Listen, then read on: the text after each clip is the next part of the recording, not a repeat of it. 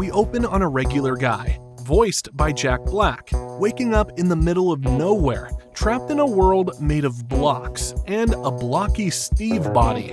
One tree, one chicken, no clue what's going on. No tutorials, no mission brief. That's Minecraft. That tension, it's the core of the game. He's not chosen, not special, just confused and desperate to get back home. But before he decodes the mystery to how he got here and how to get back, he has to survive. But Minecraft doesn't hand out solution. It hands out problems. We'd watch him fail constantly. He punches a tree, breaks his hand, tries to eat raw meat, gets food poisoning, builds a shelter with no light, and ends up surrounded by zombies. At one point, he tries to swim across a river and nearly drowns because he forgot he was carrying a full inventory of stone. But failure is the point. Every time he screws up, he adapts. We watch him create and problem solve, which is what this movie's about, just like we do in Minecraft. He learns that mobs spawn in darkness, so he makes torches. That fall damage is brutal, so he builds scaffolds. That mining straight down, bad idea. So he digs smart, diagonally, with water buckets and ladders. He starts using redstone, not because he wants to, but because he has to survive, to open locked doors, to power machines that help him explore farther and faster, bit by bit. He's not just reacting to the world, he's shaping it. Because every Minecraft player's been there. Accidentally hitting a beehive, getting blown up by a creeper 2 steps outside spawn, trading with a shady villager who wants 23 emeralds for a loaf of bread, not having materials when it's night, so panic building a dirt house. Relatable situations we all face. Voiced by the most relatable celebrity, Jack Black, would be hilarious to watch. The whole setup leans into the chaos and comedy of the game we actually played. Not some grand epic, but a sandbox mess where the most serious threat is forgetting to bring a bed. Night falls, panic sets in. He builds a dirt box around himself. No door, no torch, just him alone in a claustrophobic cube of regret. He's done being the hunted. He wants to get out of here now. And as he stumbles through caves and ruins, scavenging for clues, he finds something. Not loot, not diamonds, something deeper. A broken structure, still humming with power. A message carved in code. It hints at an answer, why he's here, and how to get home. He rebuilds it, a flicker of flint, a burst of flame, and suddenly he's standing in the Nether, a place no one's ready for. Lava, fire, silence louder than sound. But he's not alone.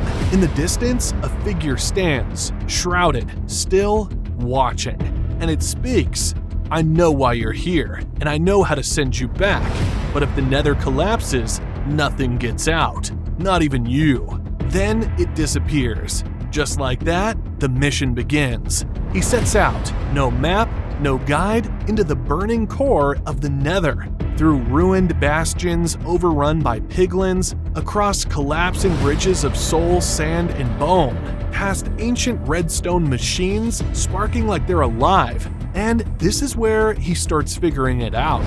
Not because he's special, but because that's Minecraft. It's trial and error. He builds a dirt hut, then a wood shack, then watches it all burn down because he put a furnace next to flammable walls. So he adapts, starts placing stone, spacing things out, learning how heat, light, and space work in-game. We, the audience, get to watch that evolution in real time, crafting better tools, testing weird redstone contraptions, turning panic into strategy. That's what Minecraft's about. Not just building, but figuring out why it works. That feeling when you finally make your first working redstone door.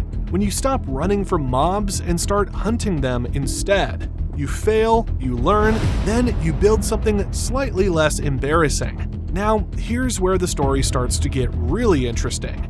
This is where the story should have gone. The Nether isn't just a bonus level. It's Minecraft's way of saying, you're not ready. Fire everywhere. lava dripping from the ceiling, zombie piglins, half-dead, half-pig warriors, watching you like you owe them money. And that panic? Our guy lives it.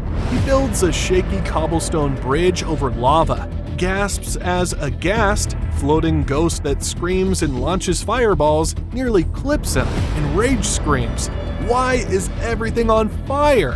He tries to trade with a piglin, forgets to wear gold, which keeps them neutral, and instantly gets jumped, just like every player has.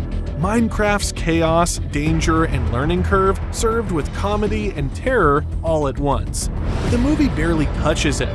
The one place in the game that feels like it has a story, ruined portals, ancient bastions, cryptic structures buried in the ash, they treated like set dressing.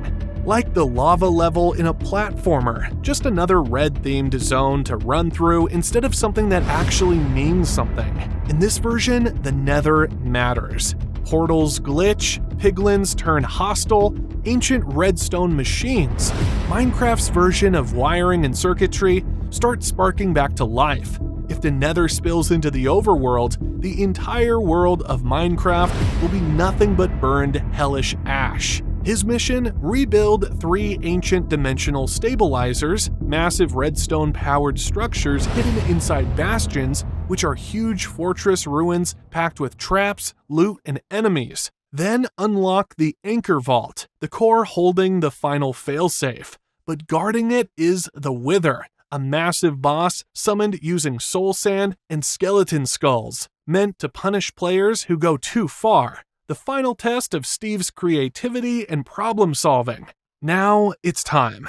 No more panic, he starts building smart. A Nether base with soul lanterns to keep mobs away, farms for survival, and warped forest blocks that repel hoglins. He barters with piglins, decodes glyphs, and finds a silent one, different from the rest. It leads him to a hidden chamber full of blinking redstone contraptions. In the climax, a netherquake rips through the world. Portals collapse, bastions crumble. He races through collapsing terrain, dodging fireballs, solving last-minute puzzles using redstone repeaters, pressure plates, and levers, all real Minecraft mechanics. Then he faces the Wither, not with brute force, but with traps, golems, and terrain advantages. He wins by outsmarting it. The Nether rips itself apart.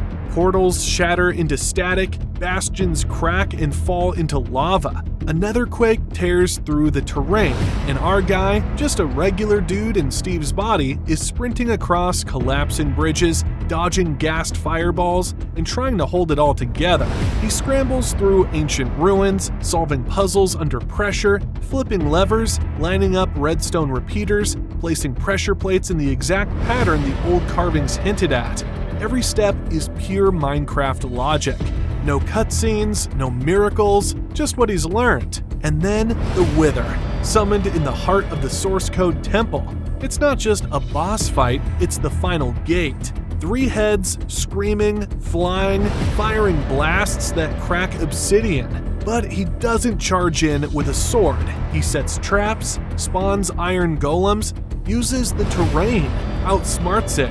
And when the dust clears, the temple starts changing, glowing, restructuring. He wakes up in a white room, alien voices, monitors, subject passed. Humanity retains autonomy. Then the twist drops. This wasn't just about saving the Nether, this whole world, a simulation, built by something far beyond us. Not gods, not Minecraft devs, aliens, watching from outside the code. Testing one thing. Can humans problem solve, create, think critically, even when everything falls apart? If the answer is no, humans are morally okay to enslave. If yes, we're free.